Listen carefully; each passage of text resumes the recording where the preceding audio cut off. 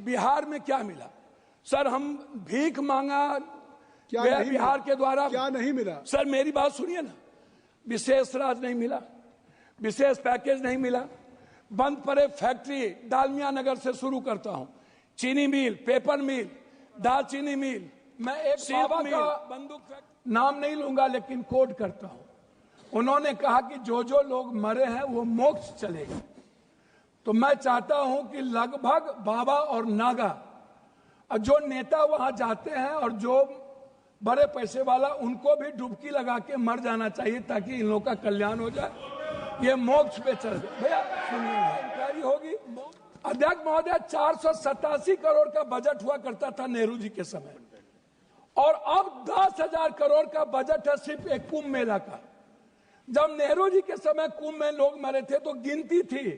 जब दुनिया में सोशल मीडिया, इतने बड़े मीडिया प्लेटफॉर्म पे इतना बड़ा बड़ा हमारा मीडिया है, सब कुछ है, एक बार गिनती नहीं हुई, जबकि 600 से लगभग लोगों का कहना है वहां आंखों देखे, मेरा नहीं कहना है।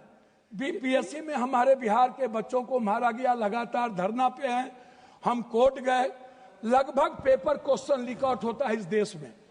क्या कभी किसी पेपर, क्या कभी मिडिल क्लास या ओबीसी या ईबीसी का बेटा अब कभी नौकरी कर पाएगा? हम शुरू करते हैं, बार बार चर्चा होती है बिहार की। प्रधानमंत्री जब से आए, अभी परसों प्रधानमंत्री जी ने कमला नगर में बोला कि हम इमरजेंसी में यहीं रहते थे और जमुना का पानी हम पीते हैं डेली। आप रिकॉर्ड उठा के परसों के स्पीच का सुनिए कि हम जमुना का पानी पीते हैं, हम कमला नगर में ही रहते थे। प्रधानमंत्री जी हमारे कहाँ कहाँ रहते थे, कहाँ नहीं रहते थे, हमको आज तक समझ में नहीं आई कि गुजरात, जो गांधी और पटेल के गुजरात, जो मोहब्बत की नगरी और लोकतांत्रिक व्यवस्था में वसुधैव कुटुंबकम और मानवता के लिए जो प्रतीक थे, आज वो गुजरात गांधी से हटा करके, पटेल से हटाकर उनको नाथूराम गोडसे और नए गुजरात की परिभाषा से परिभाषित की गई। शुरुआत किया गया और जब आए तो उन्होंने काला धन, जाली नोट, 15 लाख रुपया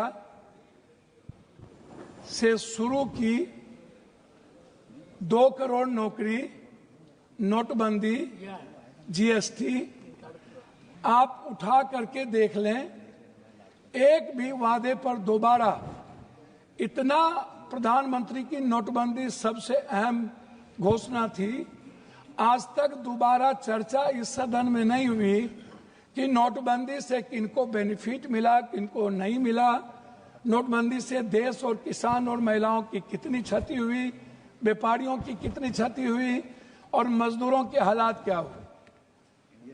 अध्यक्ष महोदय, जीएसटी के को आप उठा के देख लीजिए, हर व्यक्ति के जेब से पेन, कलम, दवात, पेंसिल, चाय पत्ती, नमक, तेल, सब्जी, दाल, साड़ी, चप्पल, सब चीज पर 3 गुना जीएसटी। ये पैसा मिडिल क्लास के नीचे से लिया जा रहा है। पूरे देश में मिडिल क्लास के पास पैसे नहीं बचे, ना तो नोटबंदी के बाद और ना इतने करे जीएसटी लागू होने के बाद। तो नोटबंदी और जीएसटी को आधार कहा था, लोग कहते हैं हंडी के एक चावल से पता चलती है कि चावल पक गई। अब प्रधानमंत्री जी तिबारा आ गए, 3 बार देश के लोगों ने इन्हें बनाया। हम आपसे कहना चाहेंगे कि अभी जो कुंभ की बात है, प्रधानमंत्री जी हमारे हिंदू के सबसे बड़े, सनातन के विचारधारा कहते हैं कि मैं सबसे बड़ा हूं। मैं एक बाबा का नाम नहीं लूंगा लेकिन कोट करता हूं। उन्होंने कहा कि जो जो लोग मरे हैं वो मोक्ष चलेगा। तो मैं चाहता हूं कि लगभग बाबा और नागा और जो नेता वहां जाते हैं और जो बड़े पैसे वाला, उनको भी डुबकी लगा के मर जाना चाहिए ताकि इन लोगों का कल्याण हो जाए, ये मोक्ष पे चल जाए। भैया सुनिए, मोक्ष में चले जाएं।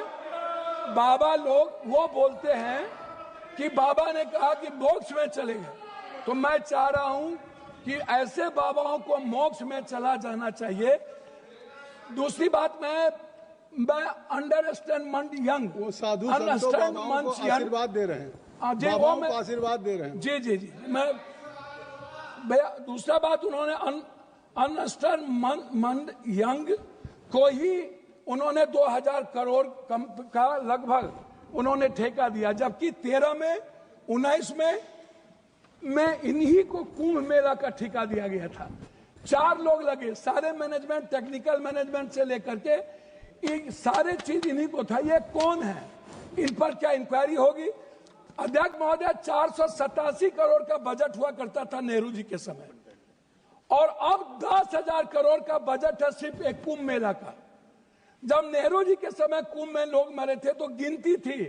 जब दुनिया में सोशल मीडिया, इतने बड़े मीडिया प्लेटफॉर्म पे इतना बड़ा बड़ा हमारा मीडिया है, सब कुछ है, एक बार गिनती नहीं हुई, जबकि 600 से लगभग लोगों का कहना है, वहां आंखों देखे, मेरा नहीं कहना है, कि 300 और 600 के लगभग लोगों की लाशें गई और उसको हिंदू रीति से नहीं जलाया गया।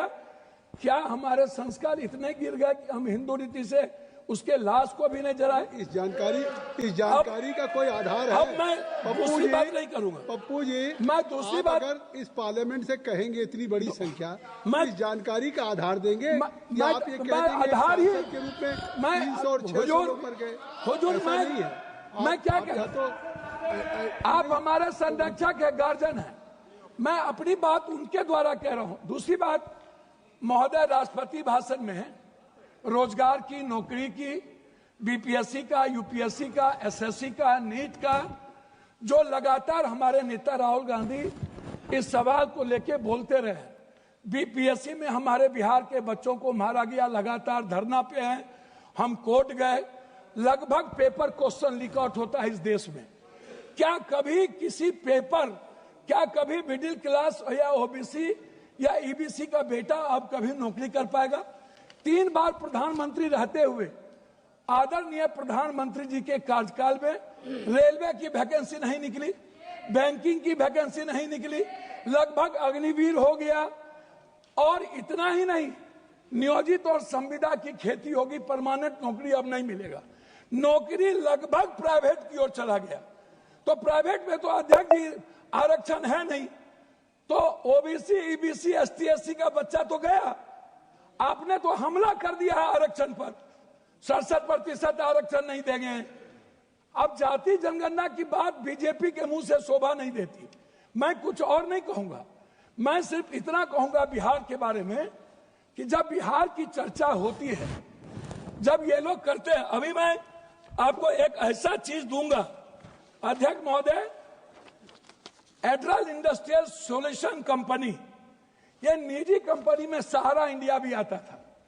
सहारा इंडिया लगभग 3 करोड़ लोगों का पैसा अभी झारखंड, आप तो किसी भी स्टेट के साथ सौतेलेपन का व्यवहार करते हैं।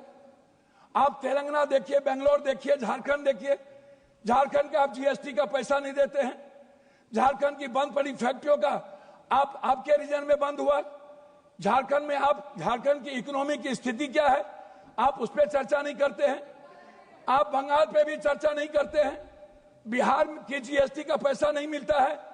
तो जो लोग ये बात उठाते हैं, मेरा कहना क्या है अध्यक्ष महोदय, कि एजुकेशन पर कितना बजट आप देखेंगे, ये मेरे पास है महोदय, 2014 में 7.4, 2024 घट के हो गया 6.4, 19 में 2020-21 में 6.6 की गिरावट आ गई आर्थिक विकास दर में।